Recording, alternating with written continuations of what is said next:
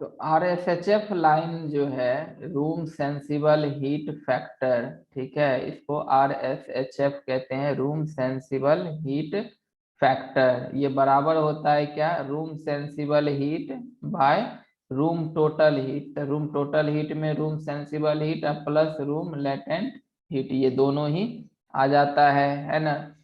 तो RSHF line को जब हम लोग ऑन द साइकोमेट्री चार्ट दिखाते हैं कैसे, तो दो तरह का कंडीशन है। एक कंडीशन ऐसा है जो हमें रूम का चाहिए, यानी कि रूम, क्योंकि हम एसी का इस्तेमाल हम लोग रूम में करते हैं, तो रूम का जो रूम डिजाइन होता है, रूम डिजाइन मतलब उसमें जो बैठने वाला व्यक्ति है वो व्यक्ति किस तरह का एटमॉस्फेयर चाहता है ना। तो जो भी रूम, जैसे कि हम कूलिंग लोड के डिफिनीशन में हम बताए थे कि जैसे हम एसी लगाते हैं तो उसके बाद वो उस रूम के एटमॉस्फेयर को हमारे कंफर्ट के अकॉर्डिंग वो चेंज करता है। और जिसके बाद होता क्या है कि बहुत सारे सोर्स से रूम जो है लगातार सेंसिबल हीट या लेटेंट हीट को गेन करते रहता है। तो जितना वो बाहरी मतलब के कारण या जो भी इफेक्ट है, बाहरी इफेक्ट है जिस कारण से रूम हमारा सेंसिबल या लेटेंट हीट को गेन कर रहा है, वही उस एसी के ऊपर कूलिंग लोड हुआ। यानी कि उस रूम के अंदर कंडीशन बना रहेगा जब जितना वो टोटल हीट बाहर से गेन कर रहा है वो सब के सब क्या हो जाए, रिमूव करता रहे, तब जाके वो एटमॉस्फेयर मेंटेन रहेगा। ठीक है। तो जब RSHF लाइन को हम लोग यहाँ पर अगर हम ड्रॉ करें साइकोमेट्री चार्ट के ऊपर, तो हमें सबसे पहले कंडीशन को पता लगाना होता है कि हमारा रूम का कंडीशन क्या है।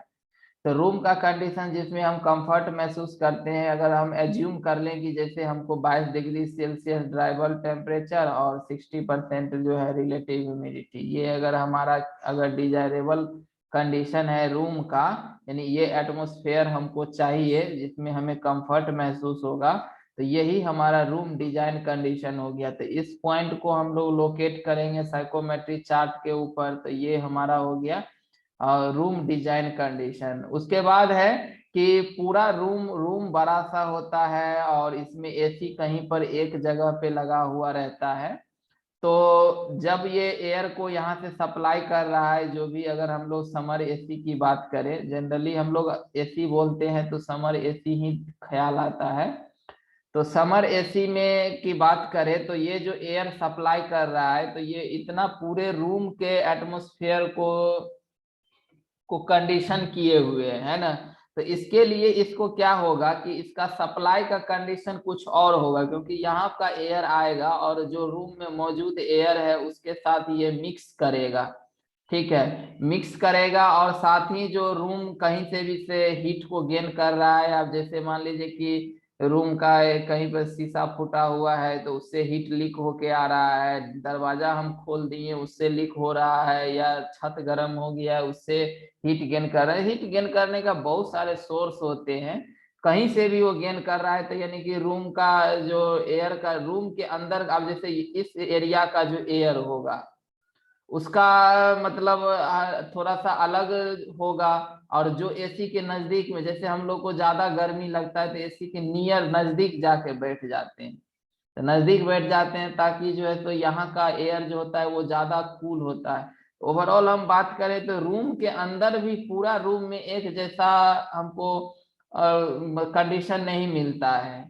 ठीक है, एसी के नियर जाके बैठ जाते हैं तो ज्यादा कूल महसूस होता है, ज्यादा हमको कंडीशन महसूस होता है। वही अगर हम लोग एसी से दूर किसी एक कॉर्नर में जाके बैठ जाए तो फिर यहाँ उतना ज्यादा हमको नहीं मिलता है। तो रूम के अंदर भी कंडीशन एयर का वेरिएशन है, तो इसीलिए यहाँ का सप्लाई एयर का कंडीशन अलग होता है, तब जा करके ये रूम के एयर के साथ मिक्स करके और एक तीसरा कंडीशन जैसा हमें यहाँ पर बनाए रखता है। तो इसीलिए जो भी यहाँ का सप्लाई कंडीशन है वो सप्लाई कंडीशन वाला पॉइंट को हम नोट करेंगे, और इन दोनों को ही हम लोग यहाँ से क्या कर देंगे, मिला देंगे। ये पॉइंट हमारा हो गया रूम डिजाइन कंडीशन, ये क्या हो गया, रूम डिजाइन कंडीशन।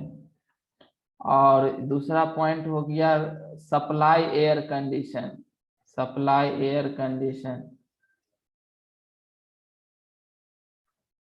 तो इन दोनों ही लाइन को हम लोग एक स्ट्रेट, इन दोनों ही पॉइंट को हम एक स्ट्रेट लाइन से मिला देते हैं और यही हमारा RSHF लाइन कहलाता है। ठीक है, इसी को हम लोग फर्दर आगे बढ़ा देंगे तो यही हमारा एपरेटस ड्यू पॉइंट हो जाएगा, जो सप्लाई कर रहा है ना। यहाँ पर एपरेटस ड्यू पॉइंट है, उसमें जो भी बाईपास फैक्टर के कारण सप्लाई कुछ हो रहा है, कॉइल का टेम्परेचर कुछ होगा, सप्लाई एयर का कुछ होगा और रूम का एयर जो है वो कुछ और होगा। तो ये RSHF लाइन को रिप्रेजेंट करता है। अगर हमको मान लीजिए सप्लाई एयर कंडीशन नहीं पता है तो भी हम बताए थे कि एक तरीका और होता है, जो हम रूम सेंसिबल हीट फैक्टर के लाइन को हम लोग ड्रॉ करते हैं। तो उसके लिए क्या तरीका है, उसके लिए तरीका है कि यहाँ पर हमको सेंसिबल हीट फैक्टर स्केल दिया हुआ रहता है।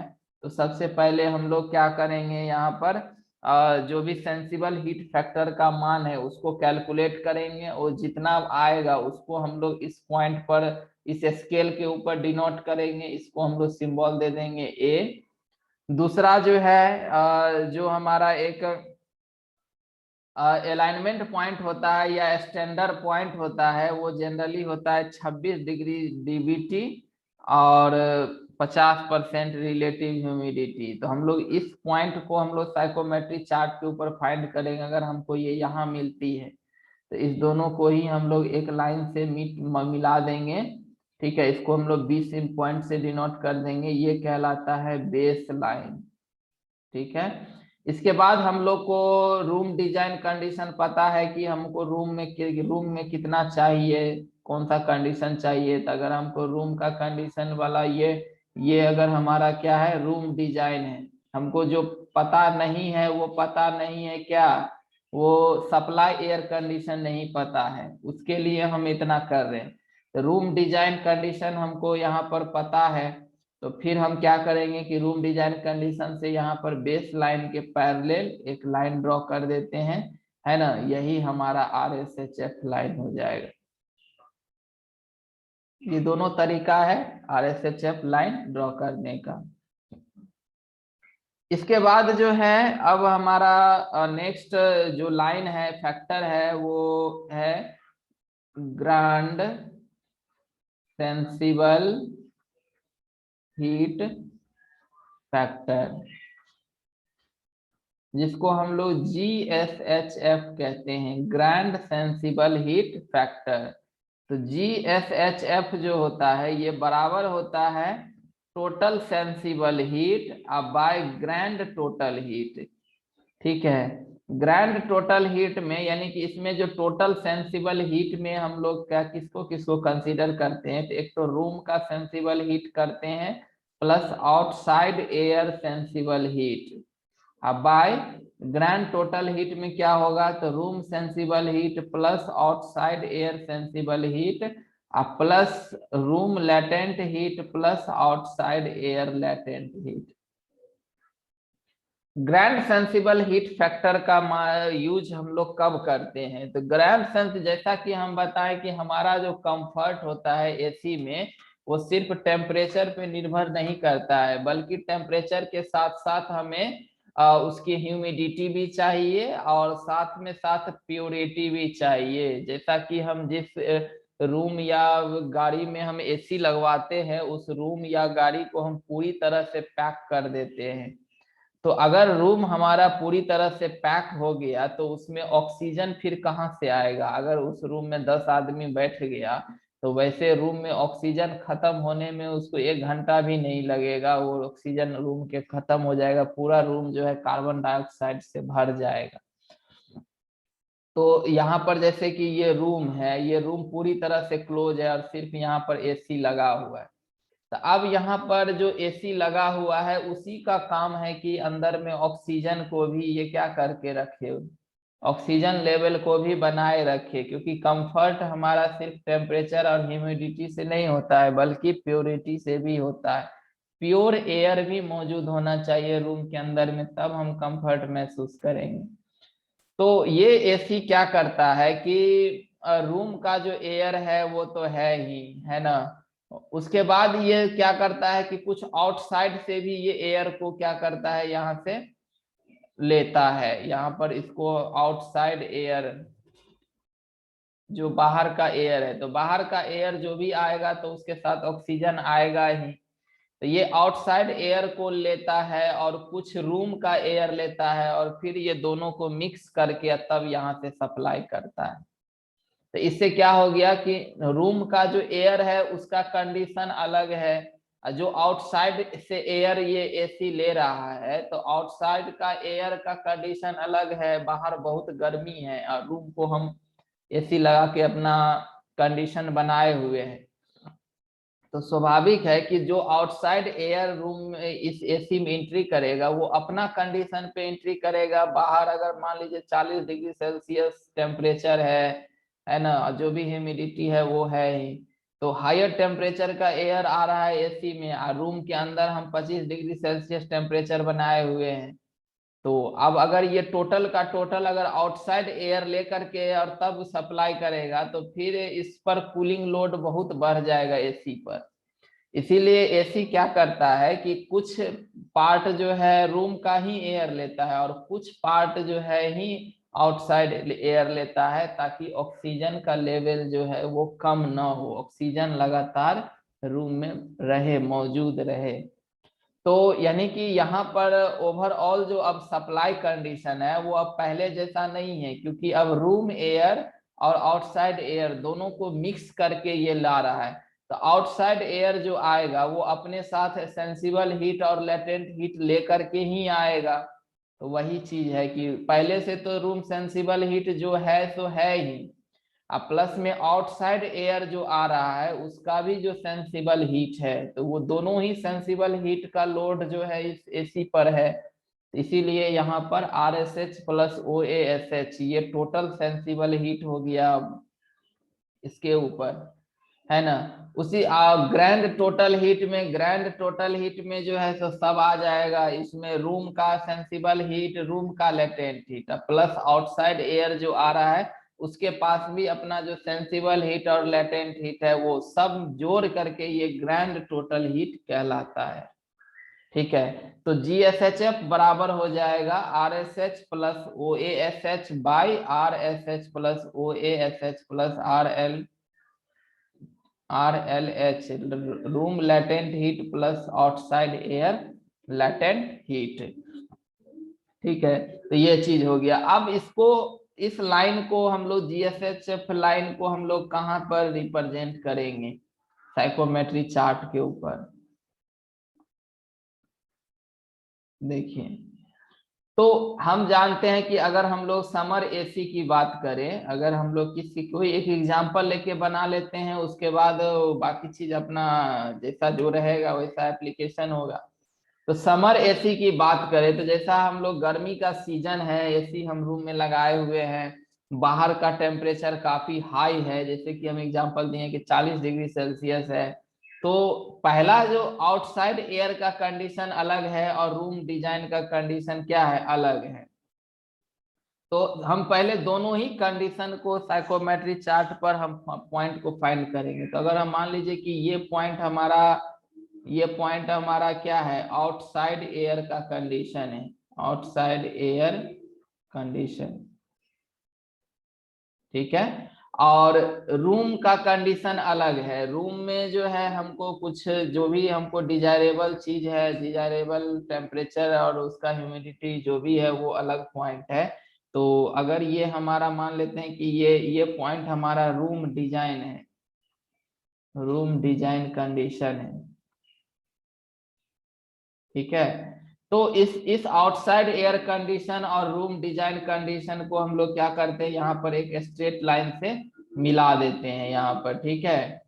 तो अब देखिए कि अब हमारा एसी क्या कर रहा है, एसी क्या कर रहा है कि मान लीजिए 60% जो है रूम का ही एयर ले रहा है, रूम का एयर 60% ले रहा है और 40% जो है आउटसाइड एयर ले रहा है, जो भी है अपना 60-40 है, 70-30 है या 50-50 है। अब ये तो डिपेंड करता है कि हमारे रूम के अंदर कितने लोग मौजूद है, अगर एक दो लोग मौजूद है तो उसके लिए तो बहुत ऑक्सीजन है।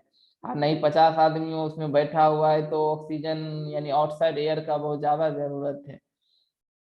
जो भी डिपेंड कंडीशन हो, तो जो यहाँ पर क्या होगा कि एसी जो है वो कुछ रूम का एयर लेगा और कुछ आउटसाइड का लेयर लेगा और एयर लेगा, और दोनों ही एयर मिक्स करके एक तीसरा कंडीशन में आ जाएगा। यानी कि रूम एयर का अलग कंडीशन है, आउटसाइड एयर का अलग कंडीशन। आउटसाइड एयर थोड़ा सा हॉट है और रूम एयर थोड़ा सा कूल है। तो ये हॉट एयर और कूल एयर जब एक दूसरे में मिक्स करेगा तो एक तीसरा कंडीशन होगा। तीसरा कंडीशन का एयर होगा जो आउटसाइड एयर से लोअर टेम्परेचर होगा और रूम एयर से हायर टेम्परेचर होगा। तो इसका कहीं ना कहीं इसी इसी लाइन के ऊपर कहीं ना कहीं एक ऐसा पॉइंट होगा जो जिसको हम लोग कहेंगे कि ये क्या है, किस तरह कंडीशन है। तो यहाँ पर मिक्सचर कंडीशन है, ये मिक्सचर का क्या है, मिक्सचर कंडीशन है। Mixture condition entering the cooling coil, entering the cooling coil. जिस कूलिंग कॉइल में जो भी मिक्सचर एंट्री ले रहा है वो है। ठीक है, ये पॉइंट हो गया। इसको हम लोग डिनोट भी कर देते हैं, ये है 1, ये है 2, ये है 3, है ना। इसके बाद हम लोग क्या करते हैं कि सप्लाई एयर, अब सप्लाई एयर कंडीशन को देखते हैं कि जो एसी से यहाँ से एयर जो निकल रहा है उस सप्लाई का एयर कंडीशन क्या है। तो जो भी सप्लाई का यहाँ पर एयर कंडीशन, अगर मान लीजिए कि ये हमारा क्या है, सप्लाई एयर कंडीशन है, सप्लाई एयर का कंडीशन है। ठीक है, तो सप्लाई एयर कंडीशन और रूम डिजाइन कंडीशन को अगर हम लोग स्ट्रेट लाइन से मिलाते हैं तो यही हमको क्या देता है, RSHF लाइन देता है।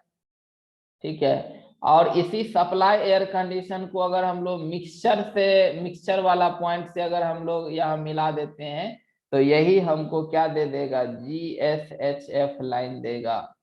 तो पूछेगा GSHF लाइन जो है ये साइकोमेट्रिक चार्ट के ऊपर क्या किसको किसको कनेक्ट करता है। तो ये हम कहेंगे कि सप्लाई एयर कंडीशन और mixture condition entering the cooling coil, ये दोनों ही पॉइंट को मिलाने वाला जो एक स्ट्रेट लाइन होता है जिसको हम लोग GSHF लाइन कहते हैं। ठीक है, और यही GSHF लाइन को फर्दर अगर हम लोग आगे इंक्रीज करते जाएंगे, जहां पर ये मीट करेगा यही हमारा ADP हो जाएगा, एपरेटस ड्यू पॉइंट हो जाएगा। ये क्या हो गया, ये एपरेटस ड्यू पॉइंट हो गया। इसको हम लोग 4 से डिनोट कर देते हैं। ये RSHF लाइन है तो ये इसको सीधा अगर बढ़ाएंगे सैचुरेशन पर, ये एक 5 पॉइंट हो गया, एक 6 हो गया। तो ये सैचुरेशन पे है 5 और 6 एक क्या है, ADP है, एपरेटस ड्यू पॉइंट है।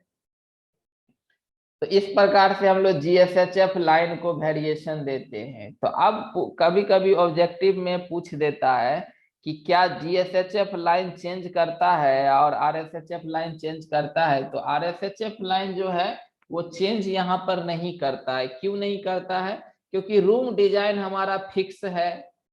रूम डिजाइन क्या है, फिक्स है, क्योंकि रूम डिजाइन को हम वही कंडीशन रखते हैं जिसको जो हमें कंफर्टेबल चाहिए। चाहे हमको बाहर का एटमॉस्फेयर कितना भी गर्मी है या कितना भी ठंडा है उससे हमको कोई मतलब नहीं है। अगर हम AC लगाए हुए हैं तो हमारे रूम के अंदर जिस जिस वैल्यू ऑफ टेम्परेचर और ह्यूमिडिटी पर हम कंफर्ट है, जैसे मान लीजिए कि 22 डिग्री सेल्सियस हमको DBT चाहिए और 60% रिलेटिव ह्यूमिडिटी चाहिए। तो ये एक ऐसा मतलब वैल्यू है जो हमारा रूम डिजाइन है। रूम डिजाइन है, अब रूम डिजाइन में ये है कि बाहर अब ज्यादा गर्म एटमॉस्फेयर है तो हम लोग कूलिंग वाला AC लगाते हैं, और नहीं अगर बाहर बहुत ठंडा है तो हीटिंग वाला AC लगाते हैं। लेकिन ओवरऑल रूम के टेम्परेचर हम इतना ही रखते हैं। तो रूम डिजाइन फिक्स है, सप्लाई फिक्स है। तो ये दोनों ही लाइन को मिलाने के लिए RSHF लाइन जो है वो हमारा फिक्स है।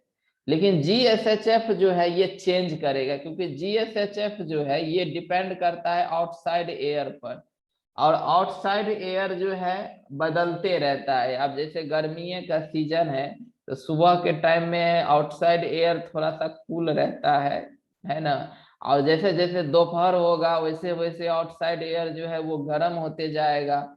है ना। फिर जैसे जैसे शाम होगा तो फिर आउटसाइड धीरे धीरे एयर जो है, आउटसाइड एयर वो धीरे धीरे ठंडा होगा। तो हम कहेंगे कि जीएसएचएफ जो है, यानी कि जैसे मॉर्निंग टाइम है जिस समय आउटसाइड एयर का के पास lower value of sensible heat है, तो कूलिंग लोड जो है एसी पर कम होगा। लेकिन दोपहर अगर हो गया तो फिर कूलिंग लोड वहां पर बढ़ जाएगा, क्योंकि आउटसाइड एयर जो है वो ज्यादा हॉट हो चुका है। सन भी उस समय काफी तेज होता है। और फिर शाम के समय हो गया तो फिर सन ढल जाती है, तो धीरे धीरे वो ठंडा होने लगता है बाहर का एयर, तो फिर वहां पर हमें कम मिलता है। तो जीएसएचएफ अब हमारा आउटसाइड एयर पे डिपेंड कर रहा है, तो आउटसाइड एयर चेंज करेगा तो जीएसएचएफ चेंज करेगा ही, है ना। तो वो चीज होता है। तो इसमें ये इस तरह से हम लोग साइकोमेट्रिक चार्ट पर जीएसएचएफ लाइन को ड्रॉ करते हैं। चौथा, अब नेक्स्ट है तीसरा जो एक लाइन है वो है इफेक्टिव, इफेक्टिव रूम सेंसिबल,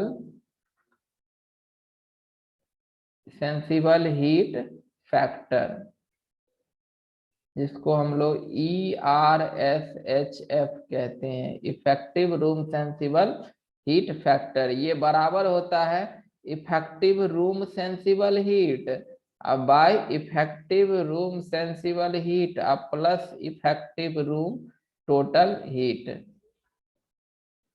देखिए ये इफेक्टिव रूम से ERSHF जो है इसका सिमिलरिटी होता है GSHF के तरह ही, ठीक है।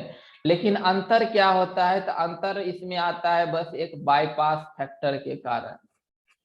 बाईपास फैक्टर को अगर हम लोग कंसीडर कर लेते हैं तो वही फिर हमारा effective room sensible heat factor है।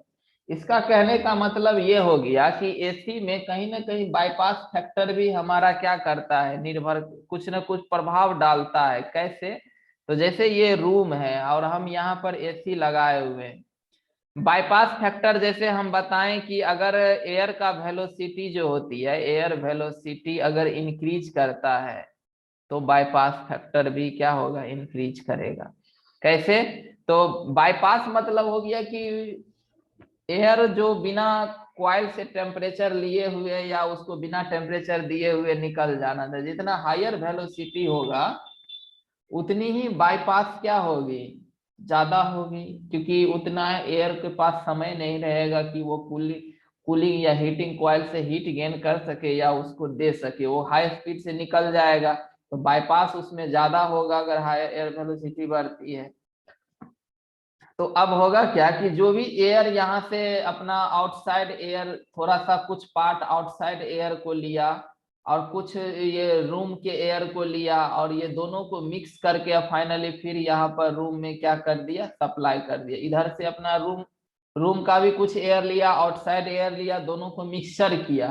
अब मिक्सचर करके अब यहाँ पर जो है, अब सप्लाई जो कर रहा है वापस रूम में। तो इसमें अब यहाँ पर अब जो कूलिंग कॉइल है, यहाँ पर मान लीजिए कि यहाँ पर कूलिंग कॉइल लगा हुआ है फ्रंट पार्ट पे, और यहाँ पर दोनों ही मिक्सचर ऑफ एयर इस कूलिंग कॉइल के ऊपर से पास कर रहा है।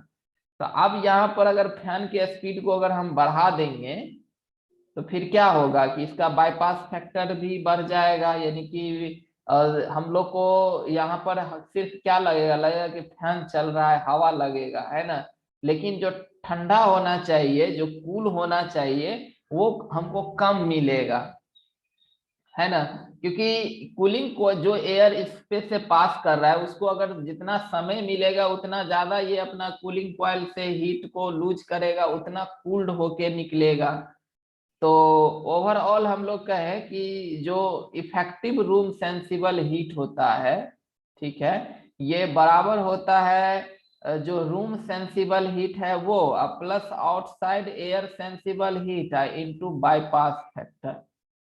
देखिए अब जो रूम का एयर है वो तो है ही, और जो आउटसाइड एयर का मतलब आउटसाइड एयर आया है उसका कंडीशन अलग है, उसका कंडीशन अलग है। तो वो अब उसके बाईपास फैक्टर पर निर्भर करेगा कि वो अगर समर सीजन की बात करें तो बाहर का एयर हॉट है अगर उस समय अगर ज्यादा बाईपास फैक्टर होगा तो वो इस पर कूलिंग लोड बढ़ेगा। बाईपास फैक्टर अगर हायर होगा तो इसका प्रोडक्ट हायर आएगा, यानी कि इफेक्टिव रूम सेंसिबल हीट जो है वो लोड बढ़ेगा। और जितना बाईपास फैक्टर कम होगा तो उतना ही आउटसाइड एयर का जो टेम्परेचर है या सेंसिबल हीट है वो कूलिंग कॉइल से वो हीट को क्या करेगा, वो लूज करेगा। तो उतना ही कूलिंग लोड इसके ऊपर क्या होगी, कम होगी। तो इसीलिए यहाँ पर इफेक्टिव रूम सेंसिबल हीट जो है ओवरऑल बाईपास फैक्टर पर निर्भर करता है ना। कि जब हमको जिस तरह का जरूरत होता है, कभी हम लोग इसके एसी के फैन को स्पीड भी कर देते हैं, कभी उसको लोअर भी कर देते हैं अपने रूम के कंडीशन को मैनेज करने के लिए, है ना। कि हर समय आउटर जो आउटर एयर है उसका हर समय कंडीशन एक जैसा नहीं होता है। इसीलिए हर समय एक जैसा नहीं होता है, तो फिर जिस समय जिस तरह का उसकी टेम्परेचर होती है उसी तरह के अकॉर्डिंग हम बाईपास फैक्टर को मान रखते हैं, ताकि जो इफेक्टिव रूम सेंसिबल हीट है वो हमारा एक कॉन्स्टेंटली बना रहे और एसी पर लोड जो है वो ज्यादा बढ़े ना, है ना। तो इसको हम साइकोमेट्री चार्ट के ऊपर कैसे ड्रॉ करेंगे ERSHF को।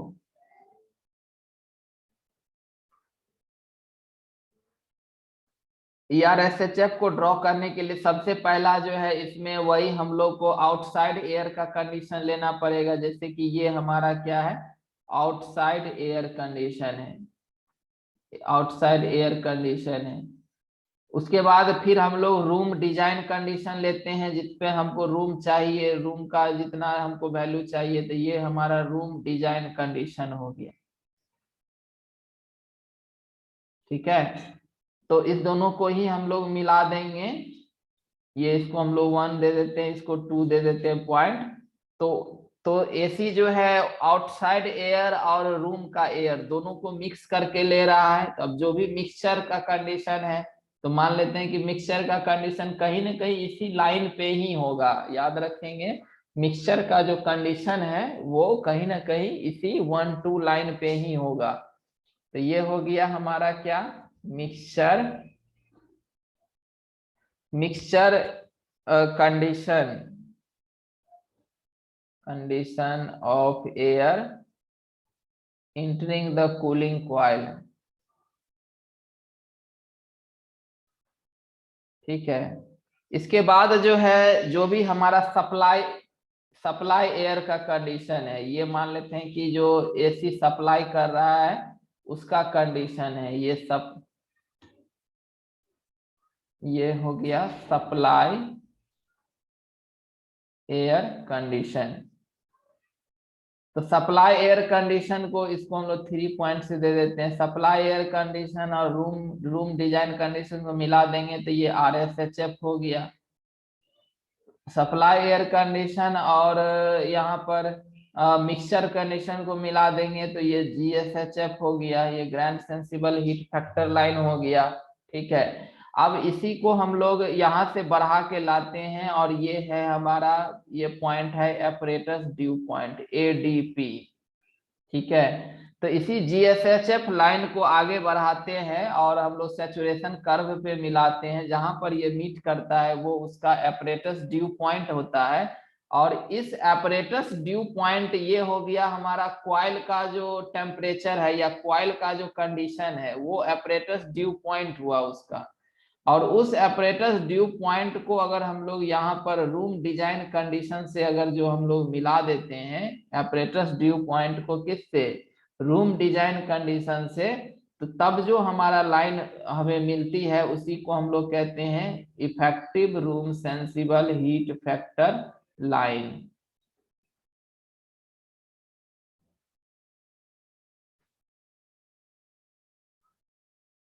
इसको हम लोग RSHF कर देते हैं। और ये ADP और जो रूम डिजाइन कंडीशन है इसको अगर मिलाने वाला जो लाइन होगा इसको हम ERSHF लाइन कहते हैं। और ये रूम सेंसिबल हीट को हम लोग अगर फर्दर इसको हम लोग 4 पॉइंट दे देते हैं। यहाँ पर ये 5 हो गया और ये 6 हो गया, ये सेचुरेशन कर्व पे हो गया। इसके बाद जो है हम लोग क्या करते हैं कि यहाँ से 1 2 जो लाइन है इसके पैरेलल लाइन हम लोग यहाँ से सप्लाई एयर कंडीशन से हम लोग ड्रॉ करते हैं इसके पैरेलल 4 4 डैश। इसको यहाँ पर 4 और 4 डैश जो है ये दोनों ही पैरेलल है 1 2 लाइन के, ठीक है। तो इस तरह से जो हमको यहाँ रेंज मिलता है ये 6 से लेके 4 डैश तक, क्योंकि देखिए सप्लाई कंडीशन है ऐसा 4, लेकिन एक्चुअल में जो रूम में मेरा सप्लाई हो रहा है वो 4 डैश है। इसका मतलब कॉइल है एडीपी 6 पे, तो ये जो डिफरेंस आया है यही उसका क्या है, bypass factor, BPF bypass factor, और ये इसका कॉन्टैक्ट फैक्टर है, इफिशियंसी है, जिसको हम लोग 1 माइनस बाईपास फैक्टर भी कहते हैं। ये क्या है, कॉन्टैक्ट फैक्टर है। इस प्रकार से हम लोग 4 4 डैश लाइन को 1 2 के पैरेलल ड्रॉ करते हैं। तो एक्चुअल में जो एयर का सप्लाई कंडीशन हो रहा है एक्चुअल में वो 4 डैश हो रहा है, अगर हम लोग बाईपास फैक्टर को कंसीडर करते हैं तो रूम डिजाइन है 2 और एक्चुअल में सप्लाई है हमारा 4 डैश, और इन्हीं दोनों को मिलाने वाला जो लाइन है यही हमारा effective room sensible heat factor है। तो इस प्रकार से हम लोग साइकोमेट्रिक चार्ट के ऊपर जो है RSHF लाइन, GSHF लाइन और ERSHF लाइन को हम ड्रॉ करते हैं।